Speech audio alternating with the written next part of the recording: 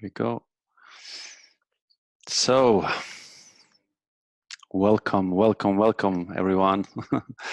I'm really happy. I can feel like the joy inside of my heart, and because Benoit is a good friend of mine for some years. We've been through some of the same educations, and met each other there now and then, and I'm also really grateful for your contribution into my life. You've been a good supporter of the Wildman program, and you had offered free coaching, and like, I really feel gratefulness for your presence and the way you have contributed in my life. And I really feel like the message you have to share is really important, and especially in these times of Corona and a lot of insecurity and a lot of how to handle that. And a lot of people feel a lot of insecurity around these things. So to bring a clear message, and that's what I feel like you have the ability to penetrate through a lot of shit and crap and go to the essence of what things really is about. So that's why I am so happy to see you, and so happy to welcome you to this Wild Human podcast. It's the first one as well, and I want to kind of bring different people on every week, which I find inspirational, and you are the first one that came to my mind. So here we are. So welcome. Thank you for the honor, brother. Welcome, and feel free to present yourself. And yes, well, welcome everyone, and thank you for the warm welcome. Thank you for the meditation. It really allowed me to come into my body and tune into what's important today, the curiosity, because we know many ways of how things do not work. The only thing that we need to find is the one way that it works. And to present myself, my life, this is maybe the summary of my life. I've explored many domains of knowledge, done a lot of self-work, medicine work, really trying to boil things down to their essence. I'm very much interested in business, have had formal education, executive management training. I'm an engineer by training, so I'm not a purely hippie, but I'm a practical hippie. I do I do work from non-duality, meaning in my understanding, we are all the embodiment of the divine. We are playing in a game that we design for ourselves. And the game of being human is about the hero's journey, what you're guiding people into. It's about undoing the denial that we are God, essentially. So this is not about any religion or any bullshit belief system. This is very practical, because there's a way for us to appreciate our journey, to be here for ourselves, for each other, and in a way that we can be sustained financially, which is kind of the essence now. Today, the false securities are falling away. Many of us are depending on externalities, on the system, to be sustained financially. We work. That's what we've been programmed to do.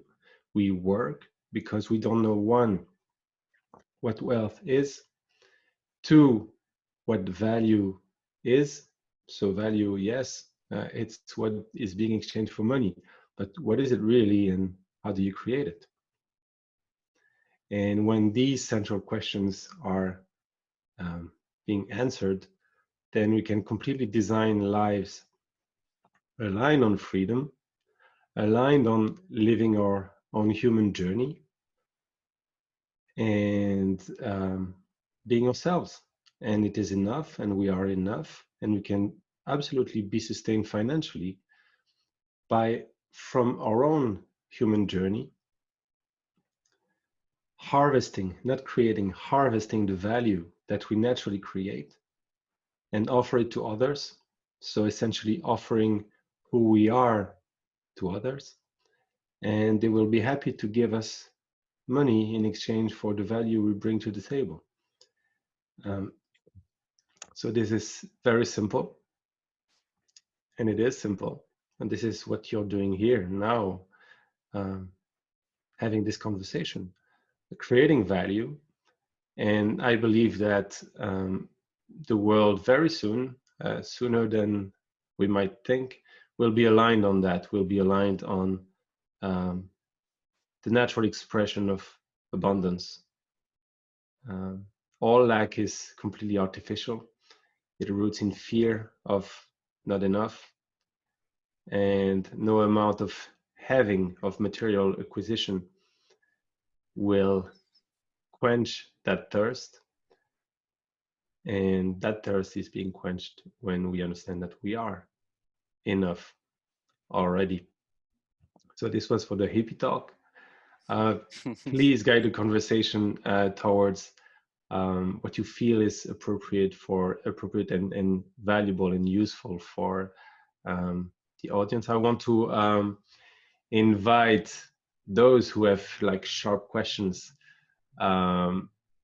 to communicate them also. I like to talk, I like to hear and listen also, and to have conversations.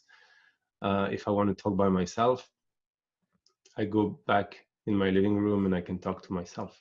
So let today be a conversation that answers your question, practical ones, philosophical ones, whatever.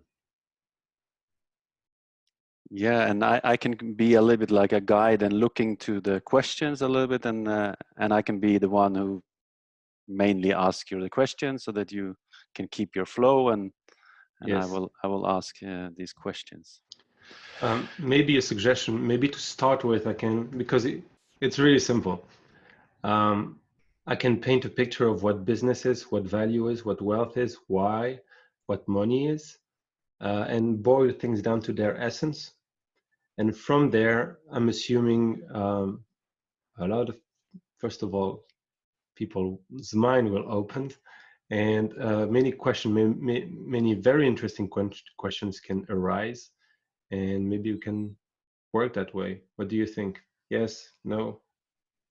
Yes, yes, yes. Cool. Cool. Good with you, Paul? Okay, yeah. Very cool. So good. I'll take 5 minutes, 10 minutes maybe, to give you what business schools, what traditional schools should have given you a long time ago, but didn't. So it's called your program to seek a job and work for other people your whole life, never knowing what wealth is, what value is, and how to exchange it. So first of all, when we buy something, what we're looking for is the feeling of increase. That's when we buy something. Maybe something that gives us pleasure, maybe something that allows us to, like a computer that allows us to express our creativity. And when we go to the doctor, we go there to remove a pain. So we're really buying the feeling of increase. That's the essence of value. Value is the feeling of increase. Increase of what? Strange question. If you boil things down again, it's an increase of energy within us. I would call it the beingness within us. And that is what we're looking for. Beingness. So wealth is beingness. One, because this is what we're looking for. Through all our purchases, through all our interactions, through this game in life, we're looking for ourselves. We're God looking for ourselves. We come back to that a few times. When I say God, I mean divine consciousness, whatever, no religion whatsoever. Although you can bring that to the table if you like. So we are spiritual beings having a human experience. We are infinite beings, each of us, and we're playing limitations, meaning we limit ourselves in one way or another. Very much like when you play a computer game. when I play a computer game, when I play a race car game, I could do anything with my life. I could go out for a walk, watch birds, play with my son, but in that moment, I choose to focus on the screen and play a race car game.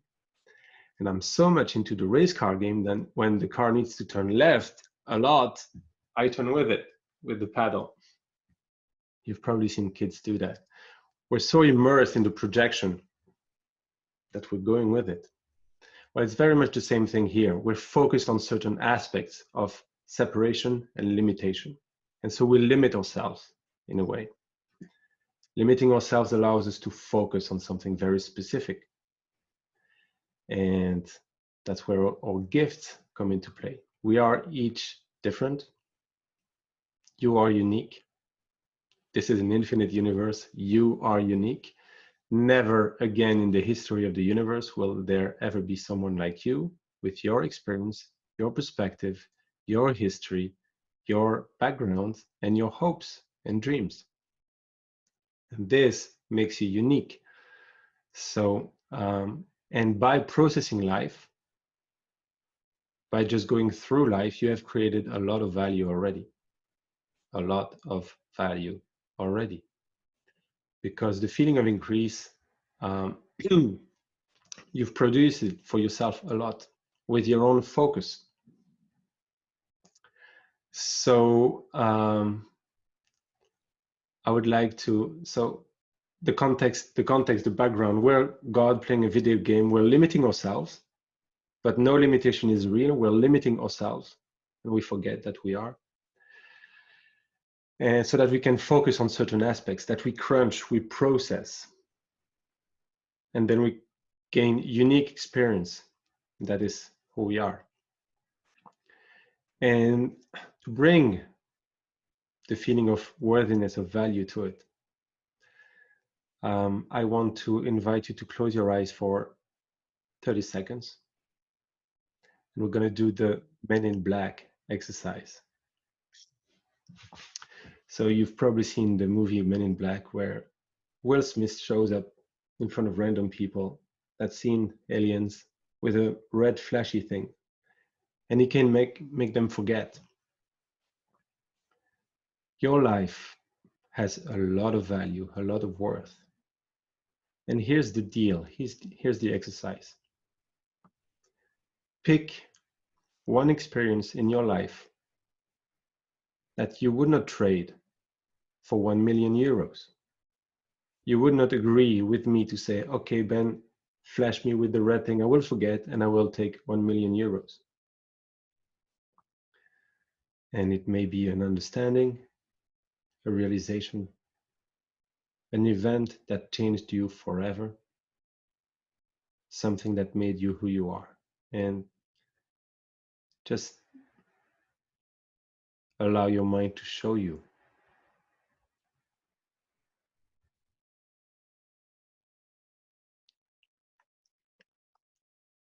And to feel it, allow yourself to feel it. How grateful you are for having had that experience, that understanding, that knowledge. And another word for gratitude is appreciation. And appreciation, appreciating, literally means increase in value.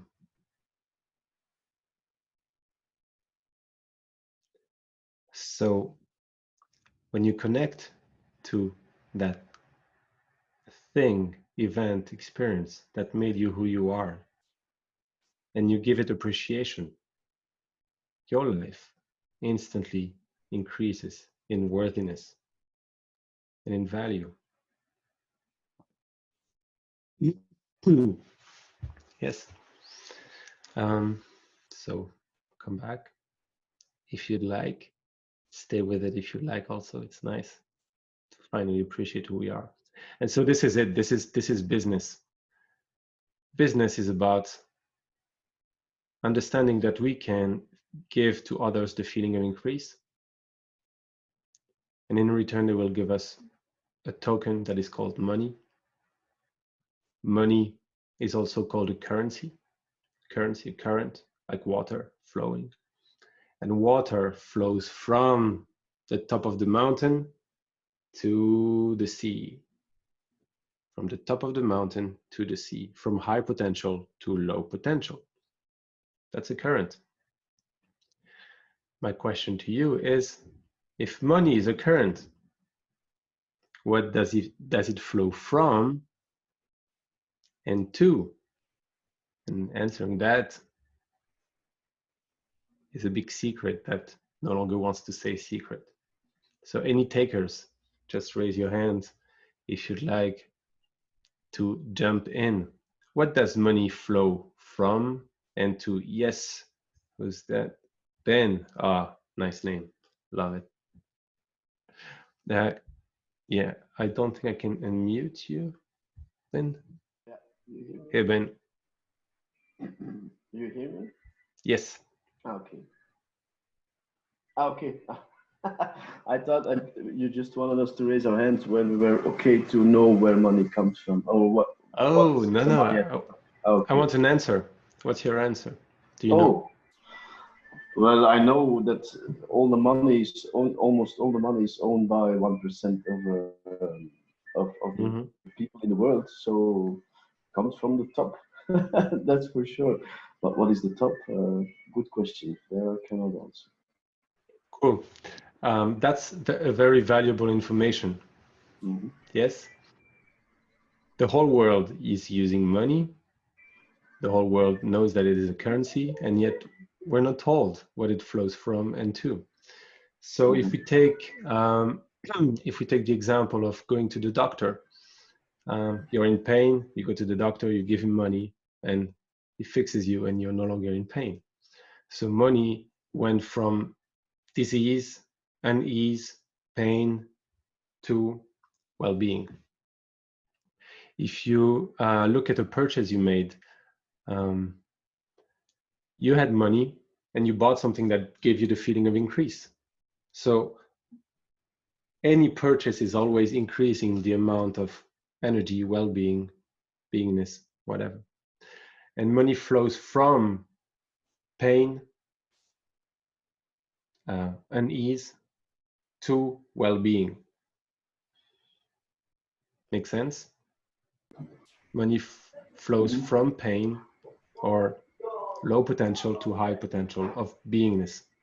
And this is why we did that little Men in Black exercise. Because the first step to experience more abundance is to restore your worthiness, to understand that you are worthy already. You don't need to gain, to transform, to heal anything. You, by going through your life, having had your experiences, has gathered a lot of value. Only you don't recognize it because we're not educated in appreciating who we are and what we can bring to the table. Appreciating means increasing in value. And so usually I worked people who choose to transform their wealth with me. We work through 3 layers. The first one is worthiness. Money is a function of how accepting I am willing to be. If I don't think I am worthy, I will push everything away. Opportunities, ideas, even money and gifts. Oh, no, thank you, not for me. I don't deserve it yet. No, thank you. And the universe will never give you what you don't give yourself first. So the first step is really to restore worthiness. The opposite of worthiness is hating myself, pushing against myself, fighting myself, shame, guilt. And shame is fighting myself for who I am, who I believe I am. Oh, I'm not good because only muscular people deserve to be loved. And I'm not muscular, so I must not deserve love. That's what I learned when I was a child. Not really, it's an example.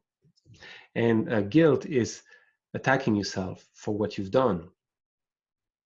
And so the first step is to restore your worthiness is one, to appreciate your journey, your experiences, appreciating who you are, and undoing those patterns of shame and guilt around worth, money, that already has a huge effect.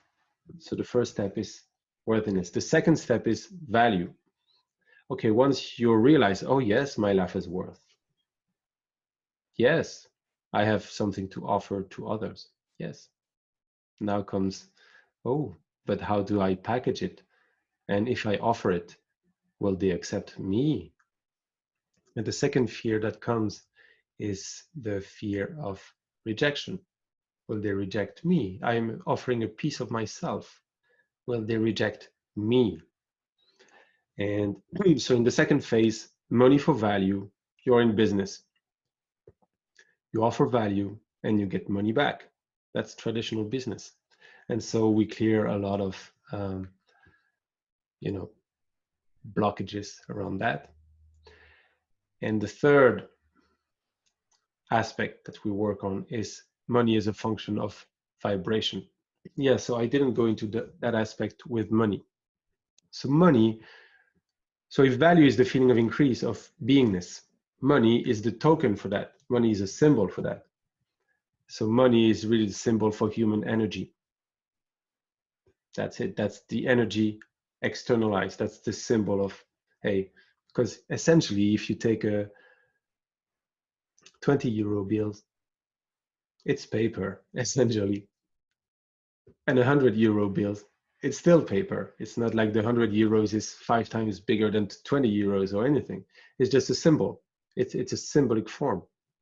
So money is a function of human energy, and how much energy you can open up in people with what you're giving is how valuable you're being to them. And so that's the second step, money for value. And the third step is money for as a function of vibration. There, it's really about, that's really where all the leverage is. It's about understanding that we are spiritual beings, and by vibrating, by being wealthy, because wealth is really beingness. Because one, that's how I started, if you remember that. One, because that's what we're looking for. But two, in this reality, we create who we are and what we experience. And you've probably heard theories like that, like law of attraction and things like that. What you vibrate is being reflected to you. So the better you feel, the more harmonious the circumstances that will show up.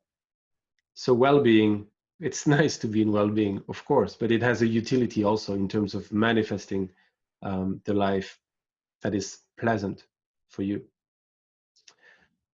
So in a nutshell, wealth is well-being because one, that's what we're looking for. Two, it has a utility of manifesting, of reflecting who we are being.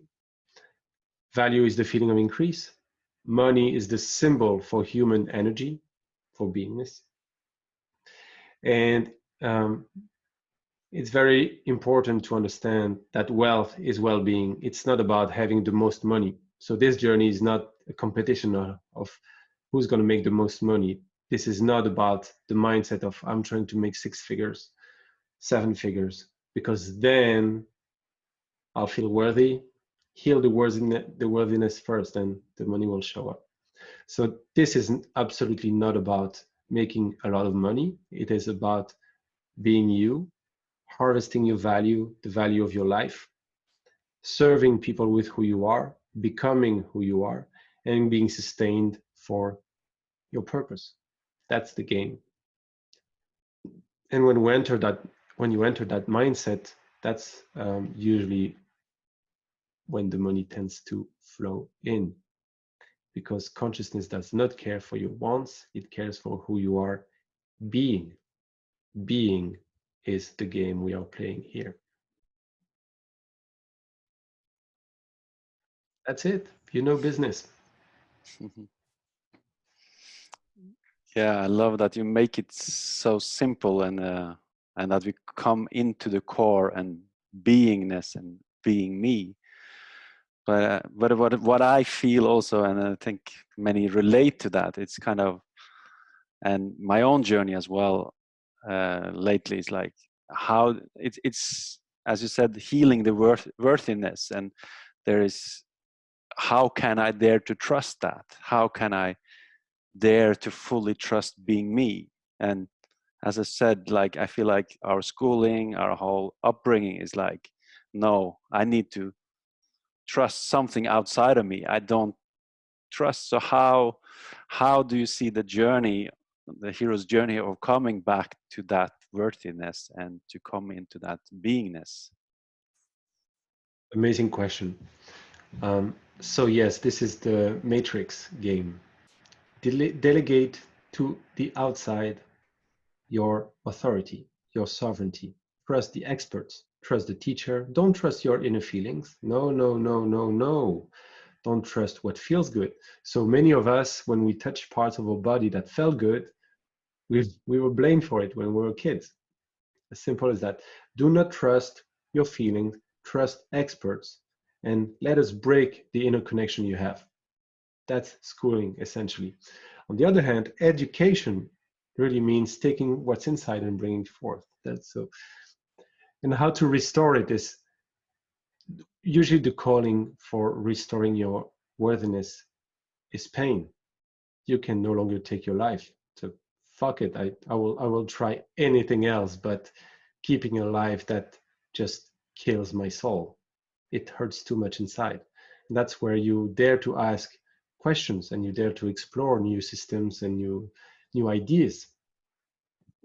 And when you understand that, you know, you've probably heard that everything is within you already. Well, it's a bit huffy fluffy, but it is true. Because if I ask you, hey, so you do understand that wealth is well-being, right, Paul? Yes. Cool. I will give you 200 euros and you will go to the store for me and get me 2 kilograms of well-being, please. It's funny. It's so funny.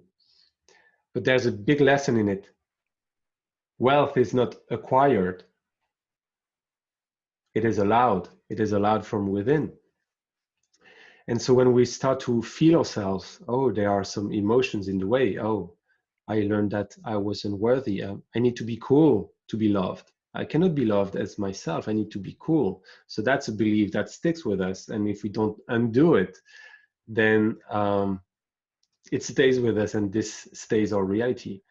And so the reason I start with the direct model of wealth, so that we can compare it with everything else. Say, okay, is it really true that you need to be cool to be worthy? Well, no, that's bullshit. That's something I learned. Okay, and so it allows you to discriminate, say, that's a belief, I can undo it. That's a belief, I can undo it. And yeah, as you know, with clients, I use medicine work, 5-MeO DMT to be precise.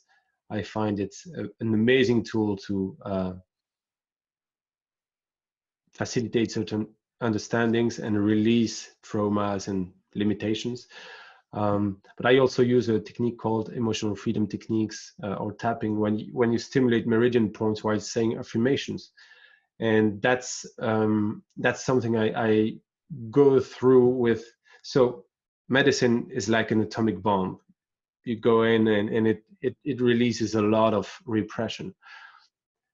Tapping is more like a sniper tool, where you need to understand the structure that brought up that belief and undo it in a elegant way. And so that's how I work mainly with wealth, because one, that's how I freed myself a lot, and I keep freeing myself from beliefs. I use it on myself, I use it on my clients, and that's what works best for me now.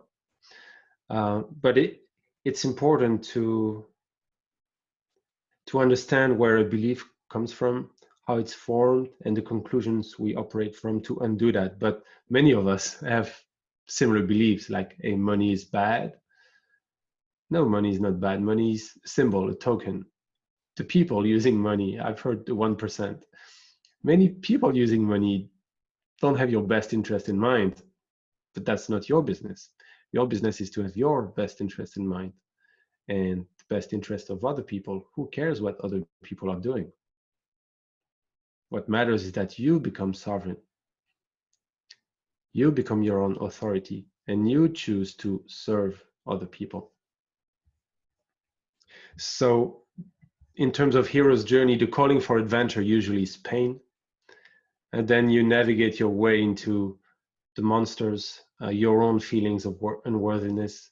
Oh, I'm unworthy because I don't deserve because, and there you fight the monsters of shame, of guilt.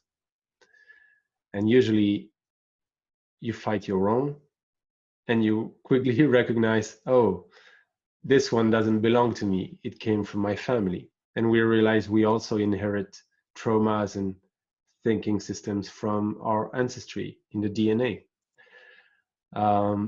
So it's a never-ending journey of unfolding.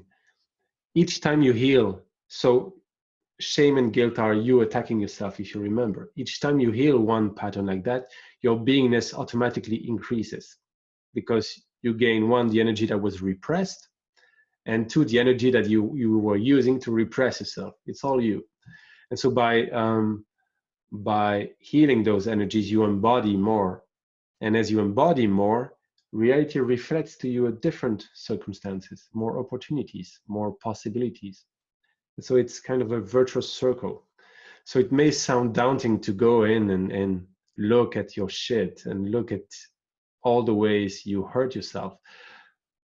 But first of all, you get the benefit of direct wealth, increasing your well-being, but also your life changes. So it's motivating. And then, you know, the hero's journey goes through trials and tribulation, and it ends with the atonement. Atonement is also pronounced differently. It's at one ment, when you become one with the divine consciousness and you realize, oh, I'm not this separate, frail human that needs to gain my worthiness, that needs to gain my deservedness. I am worthy already. I just need to restore it. And from there, it's all downhill. And it doesn't mean that your journey is over. It means that you've gained a new vantage point where it's more about expressing rather than seeking, if that makes sense. So if you seek, you start from lack. Oh, I want money. I want validation. I want people to tell me that I'm all right. If you start from expressing, meaning you are something, you start from being something, and you play the game of the mirror reality knowingly. Tell me if I don't make sense at some point. Yeah, because we live in a reflective reality that reflects not what you want, not what you think, but what you are vibrating, what you are being. Yeah, mirror game. Mirror game. That's it. And other people are other versions of you. They embody different aspects of you that you can also notice. It's easier to notice things in other people, but they all belong to you at some point.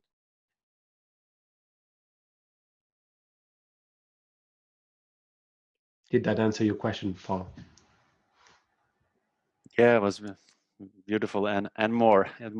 So yeah, I just want to kind of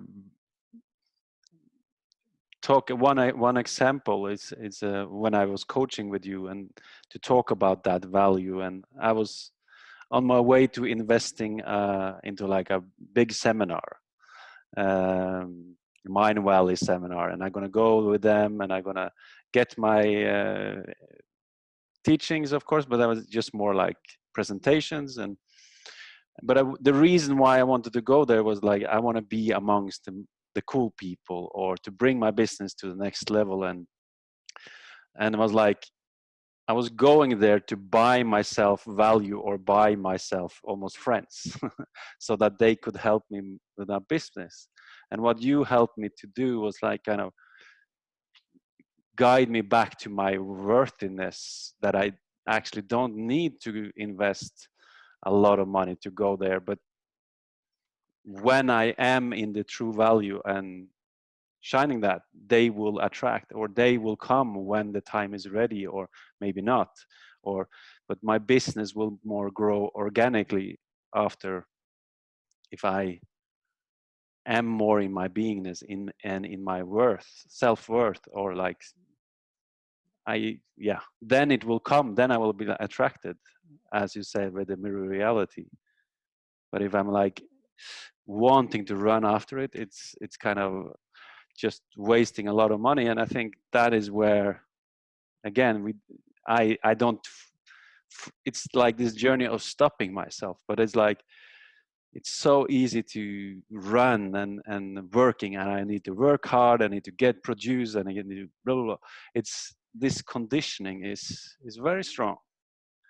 But yeah, it's, I'm reminding myself every day, and also I made a decision. I was like, I'm not going to sell myself. I want to do what I really enjoy and what I really find is truthful to my heart, to my soul.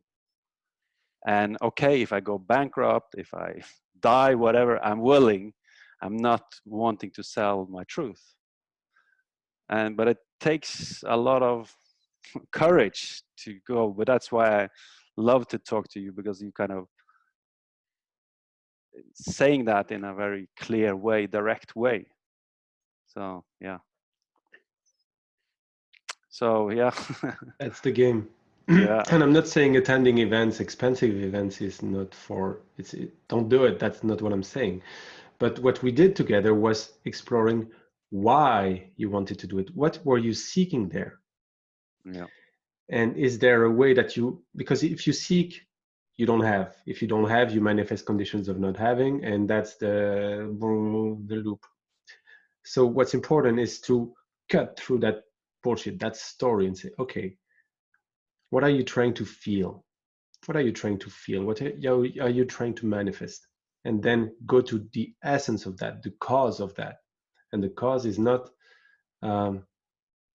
paying my way into belonging to cool people. It's about, no, I have what I need already, and I can express it right now. And by expressing, I become it. By expressing, you are what you give. And then the virtuous circle kicks in, because you give, you become, and then as you become, reality shows you who you have become, and you grow in beingness that way. And yes, it takes a lot of courage to feel and release those bullshit programming we receive. But again, this is the computer game we're playing. We're playing human. And this is the game. So this is what we signed up for. It's like complaining that, yeah, the race car is shit because some bullshit reason. You chose to enter that game, to play that very game, for the fun of it. If you don't like it anymore, well, remind you why you entered it, and appreciate it. Mirror games that you get back what you give away. Yes, Aurélie, it's kind of like that, but it's kind of a surface thing. My understanding of mirror games that you get back what you give away. First of all, give away means you no longer have it, whereas when you give parts of yourself, you still are. But it's also all that you are. It's really all that you are. So if you just feel generous, if you are generous just in your feelings, you don't even need to be generous in your actions necessarily. Life will be generous to you.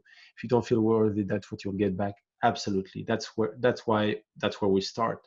That's where we liberate the most energy, because again, wealth is well-being. Shame is how you attack yourself the most intensely, and that's where it's most painful. So undoing patterns of shame is where you get a lot more freedom. That's where the return on investment in your self-work is the biggest. Initially, it's when you heal the bullshit stories that run in your mind, in your body, telling you you're not worthy, because nothing could be further from the truth than that. Yeah, hey Ben, I feel that Corona is playing a big role. Well, I'm reading questions already. Do you want to keep exploring together, Paul, and we'll take questions at the end? No, it's good. It's good, I think, to have it a little bit interactive. Hey Ben, I feel that Corona is playing a big role in that journey. Any comments on that? Yes. So essentially, we live in a world that is focused on money. That's it. Most people work for money their whole life, and then they die, not realizing they had a shitload of value inside them waiting to be given. So we're living in an illusion that is destroying our lives. So very good opportunity for me to describe the pattern of poverty. So wealth is well-being. Poverty is about sacrificing your well-being for money, doing a job that you don't like, burning the Amazonian forest for short-term money, sacrificing life and wealth for money. That's poverty. The pattern of wealth is investing your money to increase your well-being. To increase your well-being. That's it. So Corona is playing a big role. Yes, it helps. So my feeling is that it stopped pretty much the whole world at once.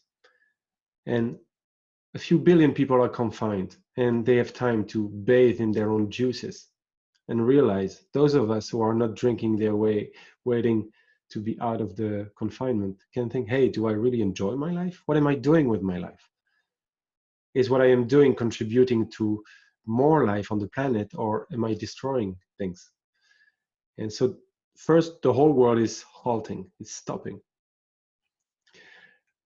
We are in confinement, meaning we are in the cocoon of our own home. And I use cocoon very deliberately because we can allow ourselves to dissolve those parts of us that we no longer want to experience. We can allow those parts of us that no longer serve us to go and come out of the confinement changed beings. So the game the media is playing is when we will come back to the old world. There's no more old world. We are changed already. We are changed already. And so Corona stopped the whole machine. You know, you've seen oil going into negative prices, meaning people were paying you to take some oil. So if there's no demand, who needs oil? So to me, Corona is the crisis is a big opportunity to, one, rethink ourselves, two, reinvent ourselves in the safety of our own homes and make new decisions individually, but also collectively. Some of us will have big insights during the Corona, and they start by small insights, but they will have significant insights saying, I no longer want to live the old way. I want to do that way. And I'm bringing that energy to the office when I come back. And then the business changes. It's all from within. It starts within, shifting perspectives, and then manifesting, as already said, in action, in acting. And then the energy is out there in the world. For me personally, it brings up exactly those feelings you describe, unworthiness, fear of losing. Yes, and this is a very important part also. Many people are stressed about losing their income because they depend on external factors to gain their income. Whereas once you understand that you can create value from your own life, you're like a bird sitting on a branch of a tree. You're not fearing that the branch breaks because your trust is not in the branch. Your trust is in your own wings. Right now, we were all birds fearing, the branch, it's gonna crack, and then we're gonna fall. And Corona is an opportunity to say, I have wings. Maybe I can start to use them. That's also, please repeat these 3 points, the 3 steps for wealth. One, no, what else? Not only income, but also freedom. In the end, the ultimate freedom. So there are 3 kinds of freedom. Martin, can you type the 3 points, more descriptions so that I can connect to it? I will answer freedom. There are really 3 types of freedom. The first freedom is freedom from pain, from lack. So that's the first level, dealing with unworthiness and not deserving. The second freedom is freedom two. Freedom two. Oh, I can be a freelance. I can create my own company. I can express who I want. I can go to webinars, seminars. I can develop myself. The freedom two. And the last part, when wealth is a function of vibration, is freedom as. I am already. And you incarnate the I am. Paul, hey Ben, what you say about our relationship to money being a product of our self-worth really resonates. How do you, in your own work, help your clients to overcome shame, guilt, and fear to establish an abundant sense of self-worth? Well, there are two ways. So first, I work with groups, and I have a structured approach to undo beliefs that most people have, and I had them myself. And that's with the tapping. But I also do personal work, one-on-one work, where I get to know the person really well. And through just regular conversations, we can identify the root of the belief and undo it together. So, but it is a journey. It is really a journey because one layer you may notice, oh, I feel unworthy because my mom told me no, I could not have candy when I was 10. You undo that, and then, oh, there's another reason that pops up, and another reason, and another reason. And pain and fighting yourself, more than a collection of separate patterns, is more like a big ball of pain. I think Eckhart Tolle calls it the pain body. And by removing one layer, you undo the whole ball, which is very important. And meaning each little step that you may take can have a significant impact over time. Do you think that the non-duality part of philosophy, the not two perception of the world you are sharing here with us, will become more obvious for more and more people in the coming months and years? Do you think it's necessary for the big shift? Necessary, no. Because we are in so much pain already. So the reason I'm using non-duality is because that's the essence, that's the easiest way for me to operate in my mind and in my being, because of all the models I've been exposed to, the processing, the becoming. It doesn't mean that you need to believe what I believe. You believe what you will believe. But it means that it puts me in a position to give you nice tools that make sense up in a certain degree. And for example, people who work with me, they go through a lot of transformation, and sometimes it's never ending. Sometimes they feel, okay, now I'm ready to go to my life and fly, keep flying myself. So this is the game of sovereignty. Sovereignty is about being your own source of abundance, your own source of direction, self-sustaining individual. And you don't need to subscribe to a certain view, non-duality or duality or anything. I like non-duality because it allows me great power in terms of going right to the essence of what needs to be changed, which is always within. Shit. So it's easy to blame, oh, it's his fault, her fault. I'll try to fix externally. It's always a losing game. It's always draining because it doesn't work, or work but not really efficiently. The painful but direct way is to go inside, change yourself, change your perspective. Then you're in a position to solve problems.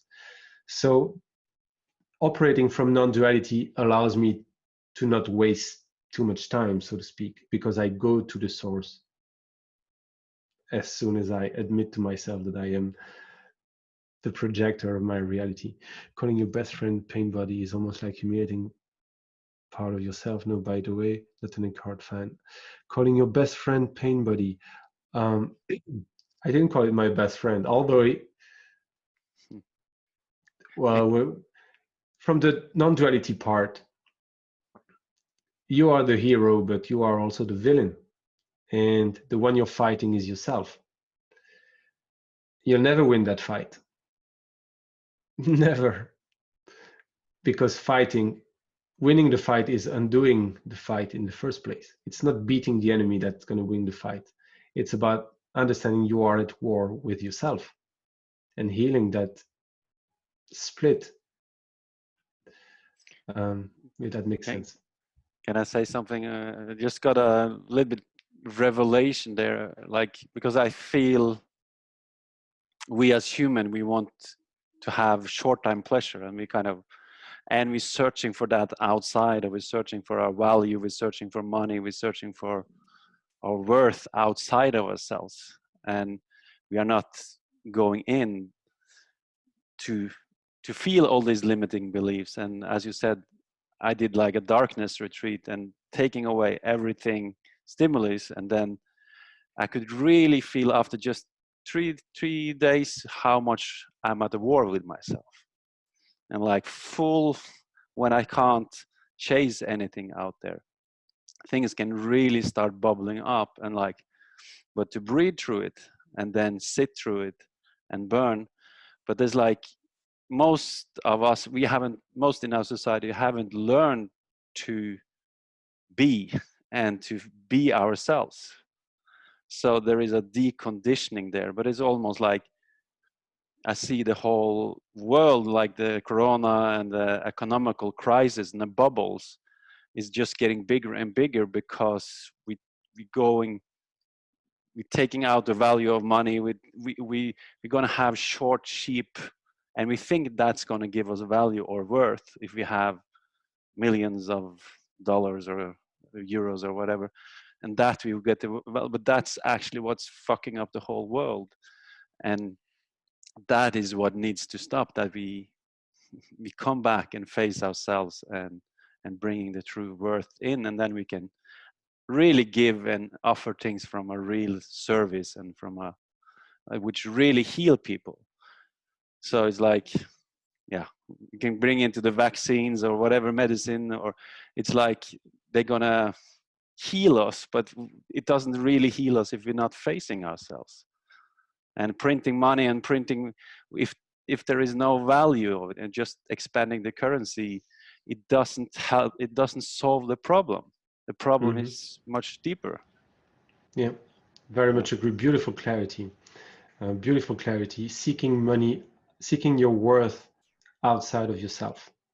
There's a quote that I love, is some people are so poor, all they have is money.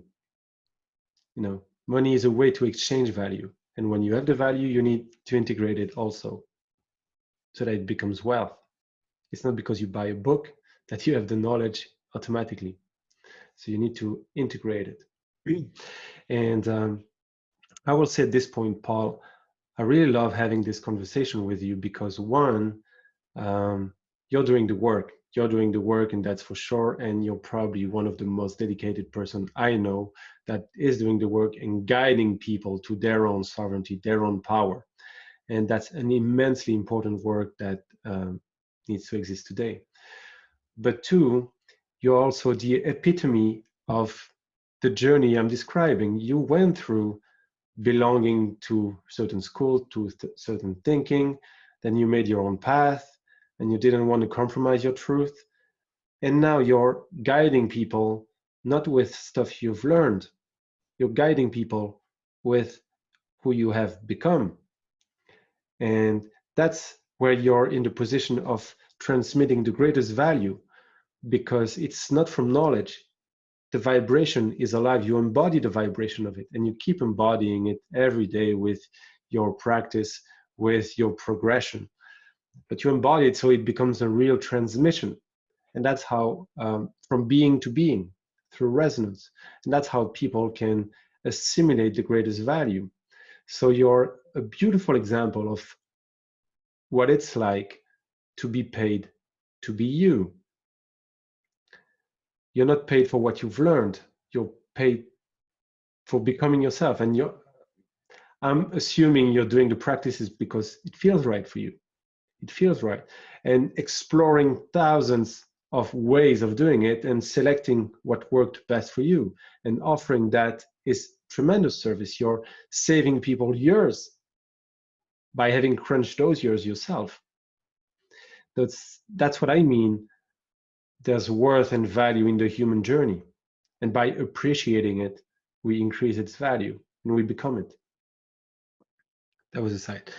3 points that change or give us the opportunity to change within the corona crisis. I do agree. Really feel seen and safe. Awesome, Martin. Awesome.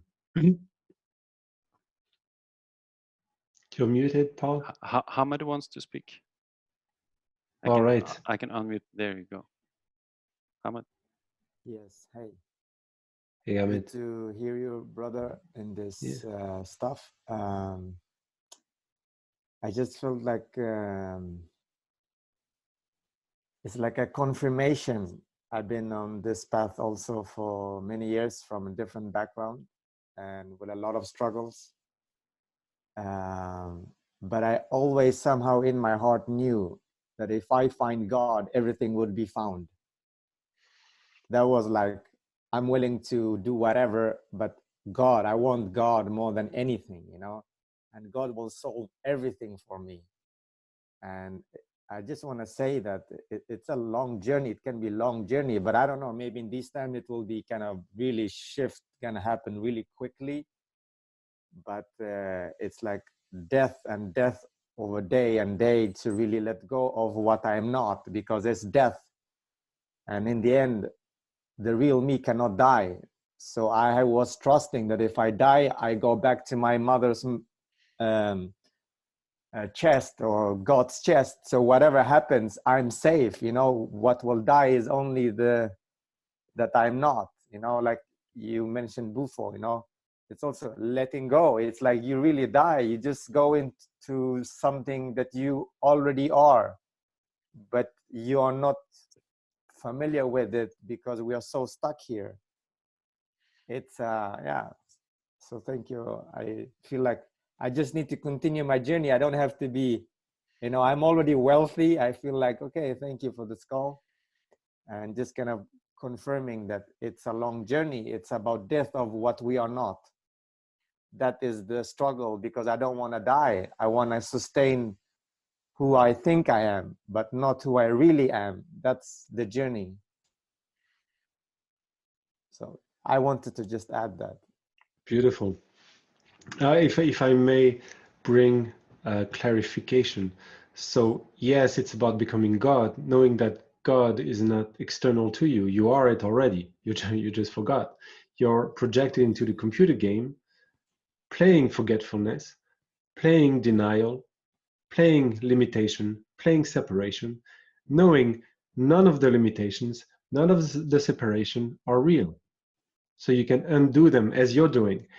It does mean that it can be painful, challenging, tiring to undo the falsity. And we are blessed, I think, today to have amazing tools to help us do that. Amazing tools, amazing people to help us on our journey. An amazing community also. So it's becoming more mainstream to embody God, as there's another project I have called Embody God, which is this is the essence of the game, essentially. My partner woman did a 3-month course for entrepreneurs based on similar principle, which was run by a woman for new women. So I think it would be potentially premature to conclude that these theories main interest men. Can you give details? These theories are universal. It's not for men or women. The value is value. Feeling of increase is feeling of increase.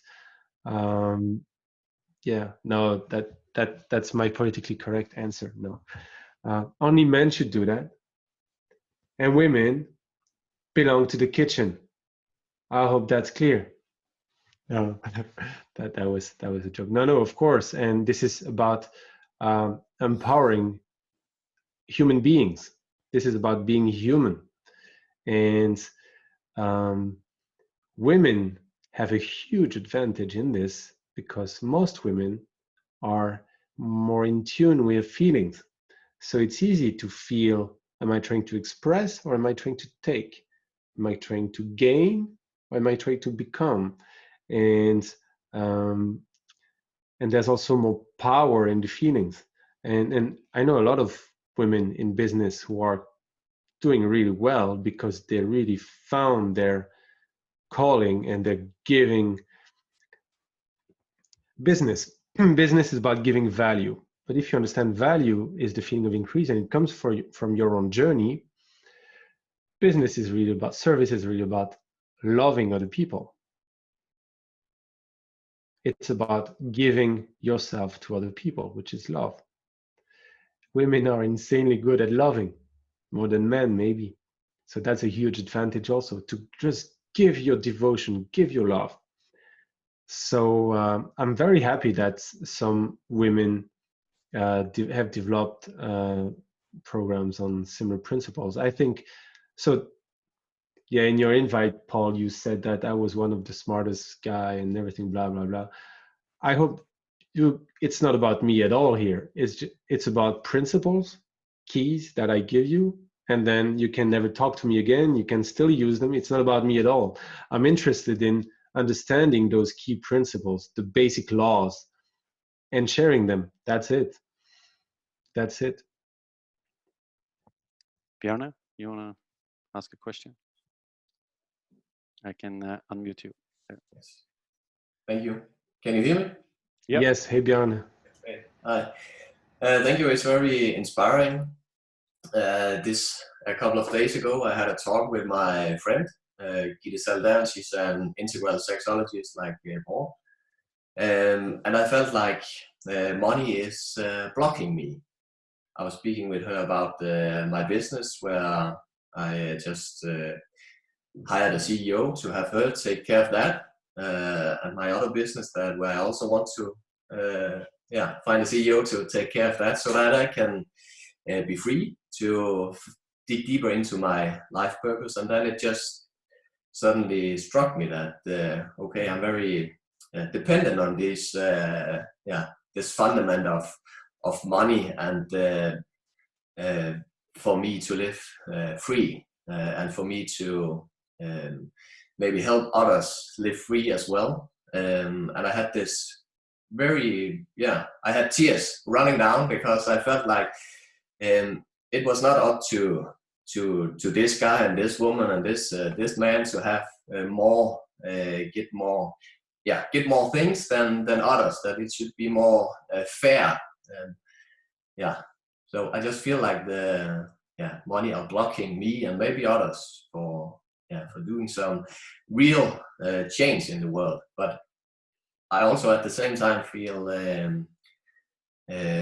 limited in where to start and where to go, and where to dig deeper, and where to set myself free in this. Well, the first step, the hardest step, is admitting, yes, I'm blocking myself. So in that step, you're not blaming anyone else. It's you. And so you're starting to look at the right place. And then it's a matter of navigating, finding what best modalities, what best exercise, what best resonates with you to explore. So you may just sit in meditation, and blockages will naturally rise to the surface. So it really depends on how you want to navigate this. What can I say? So you remember, money is a symbol for human energy. Yes? So you're not really blocking money, are you? You're blocking yourself, really. You're blocking your own energy.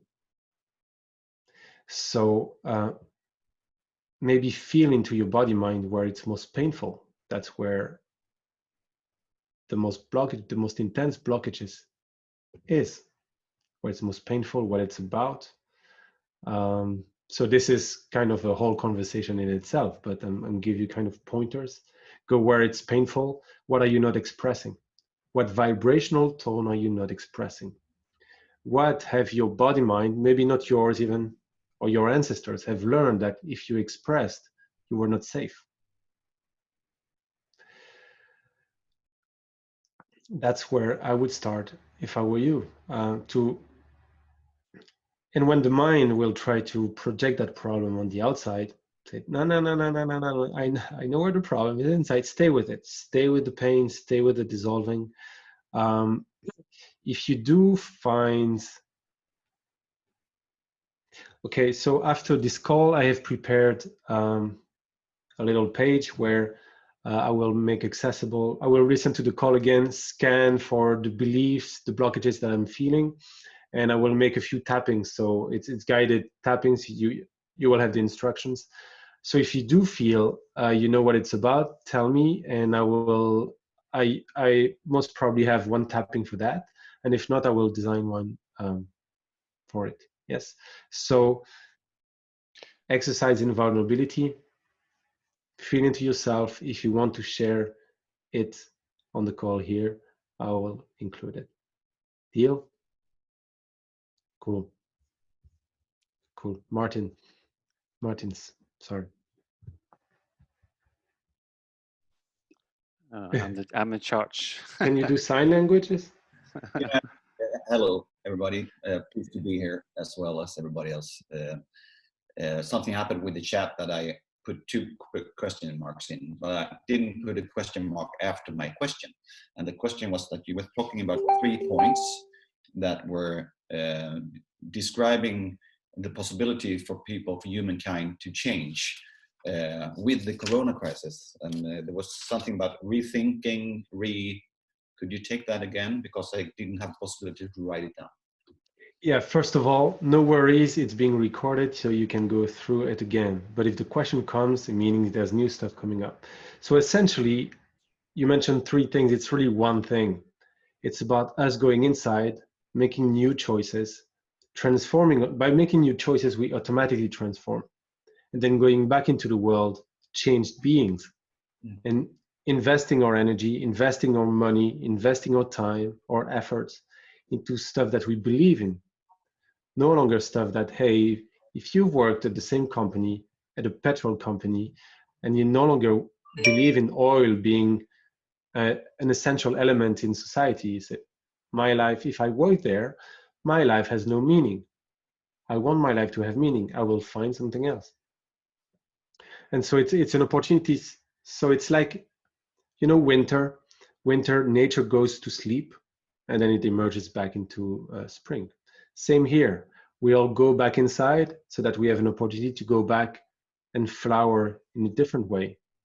Some people do not take this opportunity to change, and that's all right. No one else needs to do anything. But if you do feel the calling, by all means. I'm not hearing you. Yeah, you're... I'm unmuted, okay. Am I unmuted now? Okay. Yes. I do hear what you say, and I'm on that train, and that's why I react by being emotional. Could you just, thank you for your answer. So the 3 points wasn't that very important. It was the compassion, the combination of the 3, go inside and go out a new person to meet the world in a new world. I do agree with you. And could you just explain a little bit about this tapping thing, what it is? Yeah. So you've probably heard about acupuncture, where they stick needles in your body to balance meridians. Well, tapping is the same, except you stimulate the meridians on certain points with the fingers, and you tap on it. And so you mentioned you're being emotional.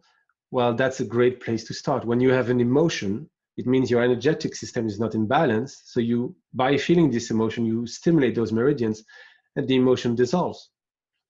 Now, beliefs are encoded in our body minds with an emotion. And some people feel strongly about certain things. It's not so much the idea, it's the emotional charge around it that drives our behavior, and that is being reflected in the mirror reality. So with the tappings, I guide people into deconstructing certain beliefs. And certain beliefs tend to hold certain emotions, anger, sadness, powerlessness. And so by voicing it, so that's what I say, it's more like a sniper tool. By voicing it and deconstructing it, the belief kind of dissolves and you're in a new place energetically. And once you release the energy, your mind takes a little bit to adapt, and then boom, new ideas come. Hey, I didn't see that before. It was always there in front of my eyes, but I didn't see it because my perspective was blocking me. Now that the blockages are gone inside, I see the opportunity on the outside. And so it's a tool. It's just a tool. It's an energetic tool that allows you to release blockages if you know what they are. That's why I asked Bjarne, because you have to know what it is, kind of tune into what it's about, where it might have started, and deconstruct it from the outside in, reaching the core, forgiving yourself, and voila. I think. Well, you have.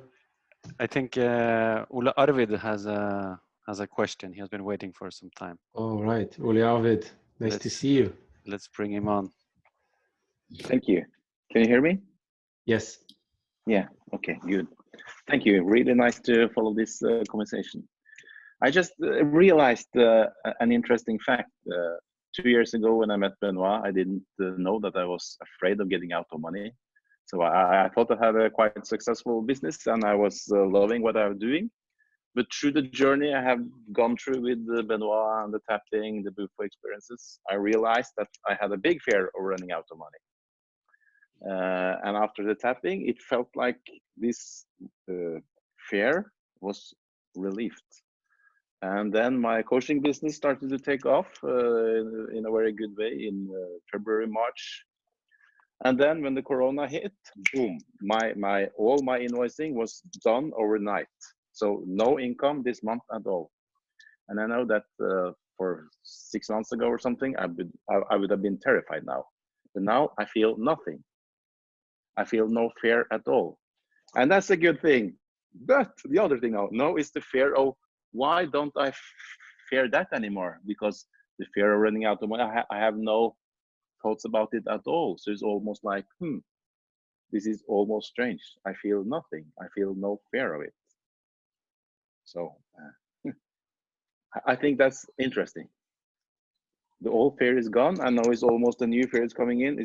I'm afraid of, I'm not fearing it anymore, because normally I would start fighting, stand up fighting, chasing for new clients, chasing for things to do. But now I do meditating for several hours a day. I just relaxing, walking in the forest. I just be myself. And it almost scares me. Why am I not fighting?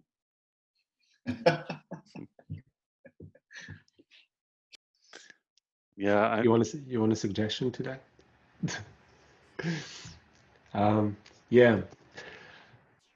So most of us, we act out of fear. And we go to work because if we don't go to work, we will run out of money. We need money to live. We do things out of fear. Fear of not being enough, fear of not having enough. And fear is your driver. Fear is your motivator. Fear is what makes you act. Once you dissolve that fear, you can operate from more beingness, from receiving, from, manifesting. But then the program that said, hey, fear is what makes me do. And I feel like I need to do something now, but where's my motivation? Where's the fear? Where is it to motivate me? Oh shit, I don't have fuel to do. And so that's where life shifts from fear-based acting, fear-based existing into more, hey, I'm abundant already. I am already. And this is a game that I designed for myself where I can express what is most precious to me to serve other people so that their life can flower. And it's a great joy, and it's the value being pulled out of you by other people out of love, because you can help them, not out of fear of, if you don't do that, then pain will come. So it's a really profound shift, because one of the last things to shift is our action. And so it's great that you're bumping into that into that reprogramming. And next time it happens, remind yourself, yeah, but I dealt a lot with my fears, and now I'm free to be who I am. I am full of love already. Wow, I want to do something, and follow that. And we can do whatever we want, right?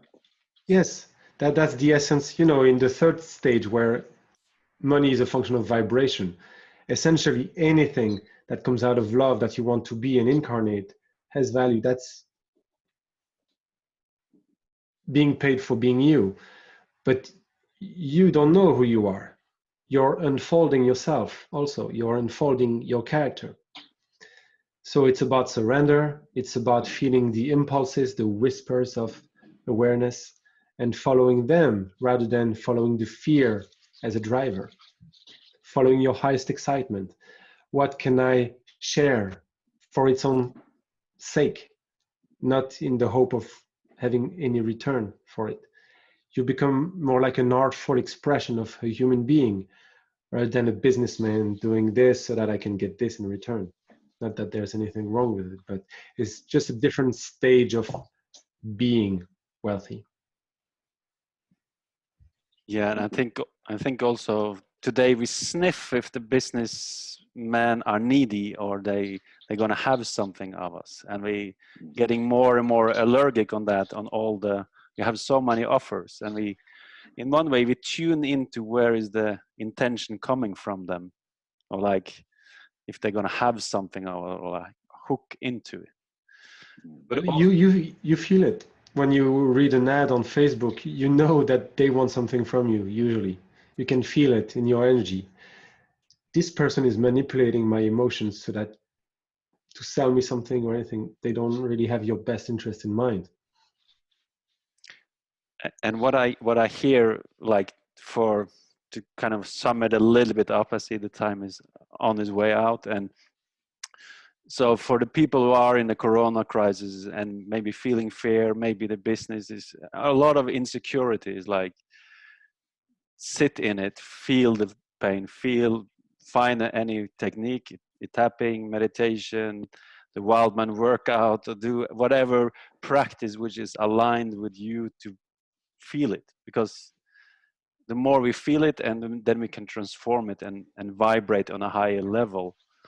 And also, if we bring the nervous system in, if what I heard with Ulla Arvid is like, if we're going into the fight and we kind of go into the sympathetic nervous system and we kind of lock down elements of our brain and we just see this part of reality, but it's like there is a much bigger reality, and the more we can come back to our true nature and use the whole brain, use our emotions, and yeah, maybe it's not the time to do anything at the moment because everything is closed, or then okay, I'll sit with it, and then when the true impulses come, then I act from that and do what I enjoy doing and what I believe in from my core.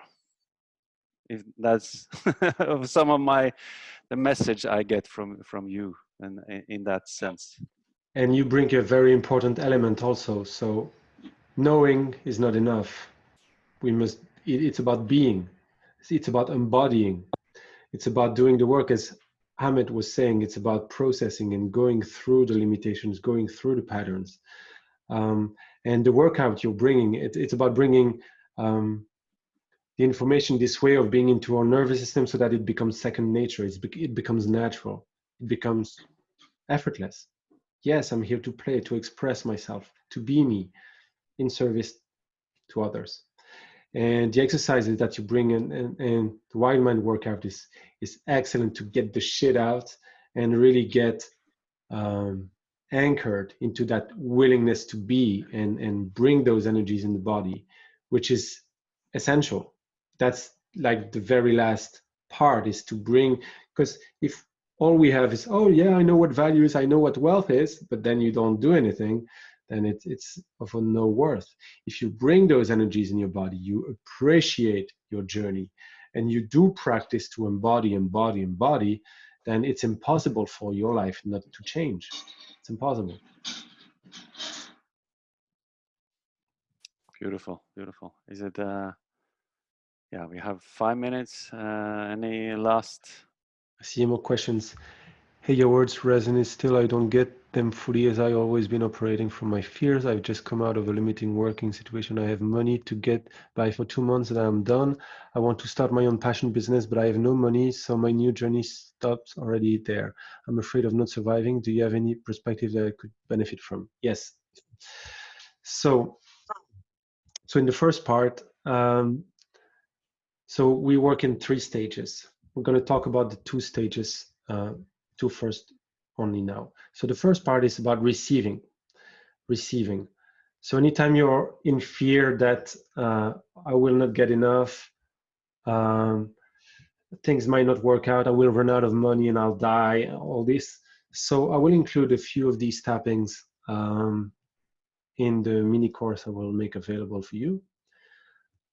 So it's about cleaning our unworthiness of fear, but you have the fire under your ass, which is a huge help. It's huge help, and it's your ally here. So we did the exercise with the men in black. I invite you to do it every day until you pass away. Another exercise is to identify what is most precious to you right now. What is most precious to you right now as a vibration? What aspect of your life is most precious to you? If you could change one thing in the world, what would it be? And create something along those lines, facilitate it for people. For example, for me, the most important thing, the most precious thing is sovereignty.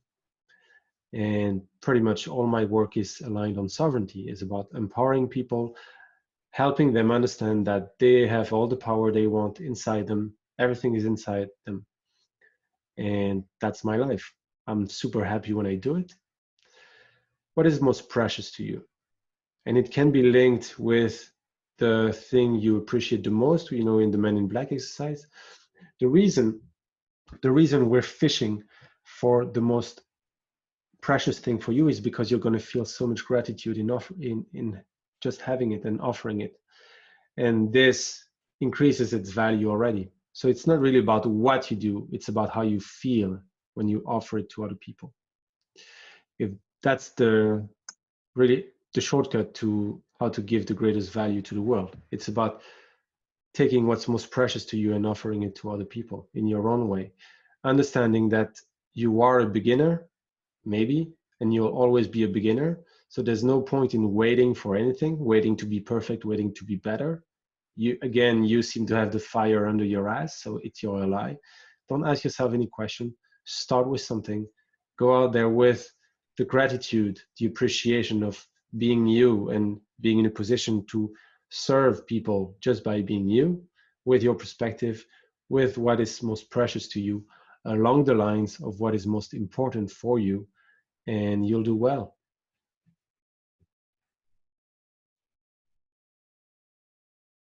I'm not operative from my fears, but from reality. Society needs some big health workers. Some I don't get.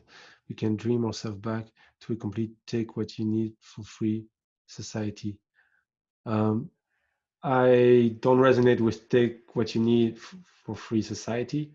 It's about designing a society of abundance where everyone is enough, or most people are enough. You are enough, you feel worthiness to find the value inside yourself and offer it. It is a game of offering, of becoming. These are the causes, and the mirror reality will reflect that back to you. If you want to produce an effect, do not try to produce the effect directly. Become the cause of it.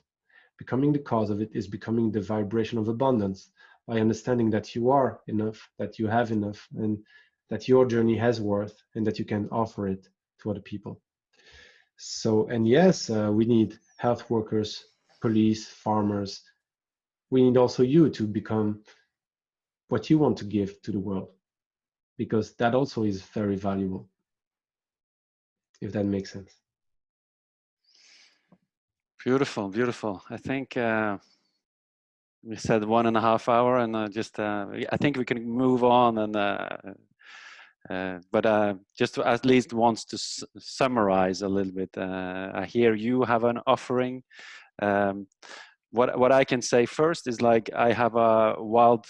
Now I open it also for women. It's been for men, and actually I feel sitting here now, I don't want to limit myself to just working with men. And I want to invite interesting people into the group. So I take it here. Here's the link to the group, so we can continue the conversation. Now it's called the Wild Man Tribe. I will name it the Wild Human.